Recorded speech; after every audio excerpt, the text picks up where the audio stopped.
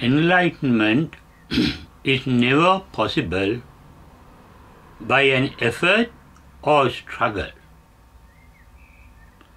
It is a natural phenomenon that gets manifested when there is sufficient maturity of wisdom. Then the enlightenment happens naturally and spontaneously without any effort on the part of the ego or the self. As long as there is this concept of self or ego, no one can get enlightened. Because ego or the concept of self is the basic cause of all suffering. Enlightenment is ending the suffering. Ending the suffering precedes by the cessation or the natural removal of the concept of self called Sakkaya Ditthi in the very first stage of the 4 stages towards enlightenment. The first stage is called Sotapanna.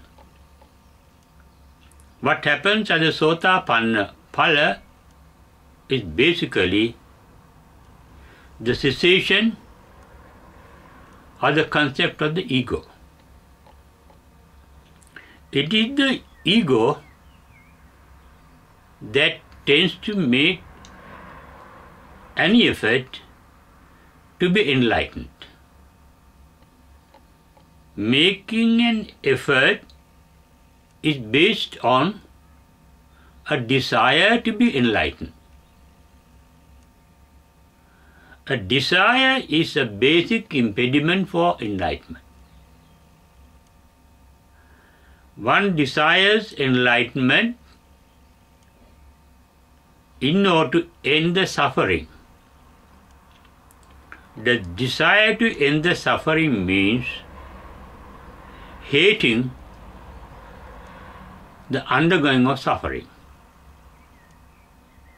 Without hating suffering, one cannot aim at ending the suffering.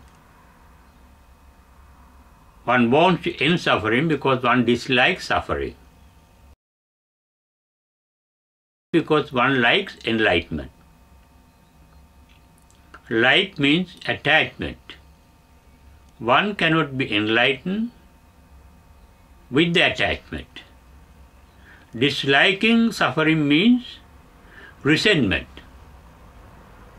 According to the Buddha's teaching, suffering is not to be discarded, not to be removed, but to be understood. The Buddha used the word parijñaya. Parijñaya means all-round knowing of suffering. It says that all-round knowing of suffering is possible with the wisdom. It is not knowing by knowledge, but knowing by the insight of wisdom what suffering is. Knowing suffering all round means knowing its cause, knowing its end, and knowing how it is ending. And those 4 phenomena are inside one's own mind. Suffering is in our mind. The cause of suffering is in our mind. If the suffering were to end, it has to end in the mind. If it ends in the mind, the way of ending that is also in the mind. It is understanding this fourfold truth of suffering that enlightens one. All the fourfold truths are with regard to the suffering we undergo. Without undergoing suffering, we cannot know suffering. To understand suffering, not suffering, but observing suffering. Observation of suffering in us is called satipatthana, the mindfulness. It is the mindfulness that opens up the eye of wisdom. We had to understand suffering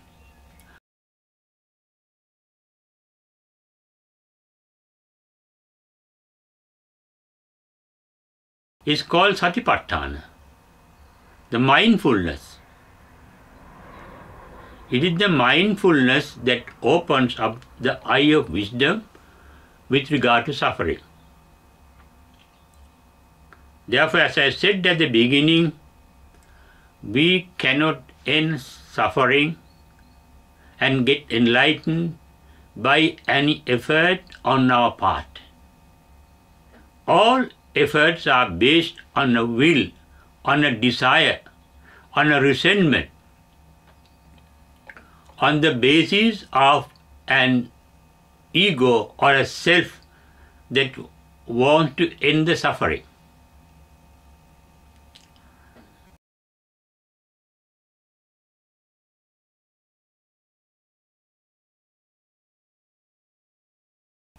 Ego or a self that wants to end the suffering.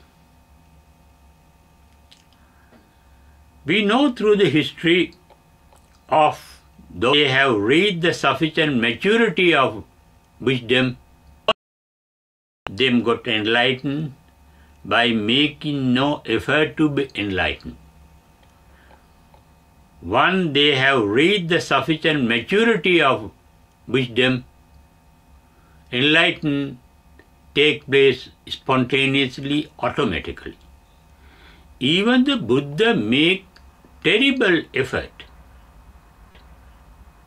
tremendous effort to get enlightened for nearly 7 years, but he couldn't through effort. When he got enlightened, it happened at the foot of a bo tree when he sat there giving up all hope of getting enlightened. That's called Chaturanga Samannagata Virya. He sat there with the idea, let my body get withered here. Let me die here. Let what happens to be happen, happens. I am not making any effort. Let things to happen in the natural way. That is the moment he gave of all his effort to be enlightened. Not only Buddha, some of his disciples too got enlightened when they gave up all efforts to be enlightened. Reverend Gothika cut his own neck, and the last breath was out when he was enlightened. When he was committing suicide, he has stopped all his effort to be enlightened, because he made effort for such a long time and he couldn't enlighten, and he got fed up with his meditation and thought of committing suicide. That means giving up the hope, giving up the effort to be enlightened. Even Reverend Channa had to cut his own neck, and at that time he got enlightened. When one commits suicide, that means Channa has been trying hard, making all effort to be enlightened, he couldn't, That is why he had to cut his own neck to be enlightened. Not only Channa, even Vakkali, like Gotika, like Channa, even Vakkali committed suicide, cut his own neck, and it was at the last moment of his life he got enlightened. It is without any effort making that Bahya, the ascetic, got enlightened. He just listened to the Buddha's word. Tasmate bhayata ditte ditte mattam, sute sute mattam, mute mute mattam, vinyate vinyate mattam. Standing on the road, he got enlightened without any effort because he had the sufficient maturity to be enlightened. Even Reverend Ananda got enlightened because he was making an effort to be enlightened throughout the night, and late in the morning, early in the morning, he wanted to lie down. And when he was trying to lie down on the bed, he got enlightened. He was not standing, he was not sitting, he was not walking, he was not lying down. And his way of getting enlightened doesn't belong to any of the four main postures of the body.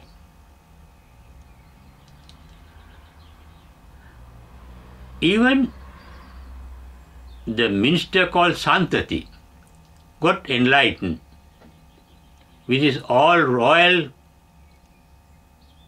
paraphernalia on him by listening to the Buddha. Many got enlightened while listening to the Buddha without making any effort. Effort is an impediment for enlightenment. Because, as I said earlier, effort has to be made by the self. Effort has to be made with the desire. Effort to achieve something has to be made resenting something. Resenting the present state of mind, one wants to be enlightened. The present state of mind undergoes suffering, and one wants to be enlightened to end suffering. Ignorance. We don't know what enlightenment is. We don't know what nirvana is. Without a clear idea, clear picture, clear experience of nirvana, one is trying to attain nirvana. One is trying to be enlightened to attain nirvana. That ignorance of what nirvana is, that ignorance of what enlightenment is also an impediment. Therefore, we had to take things as they are and allow the enlightenment to happen when the nature wants it to happen. When we are matured, it is like the blossoming of a plant. It must reach its proper maturity. It must have its proper weather condition. It must have absorbed the nutrient it requires for blossoming. Enlightenment is a natural phenomenon like the flowering of a plant. Don't desire for enlightenment. It is an impediment. Don't hate life of suffering, because life of suffering is the field of study for enlightenment. Undergo suffering without any resentment and take things as they are, and one day, we don't know when it is, everyone will be enlightened.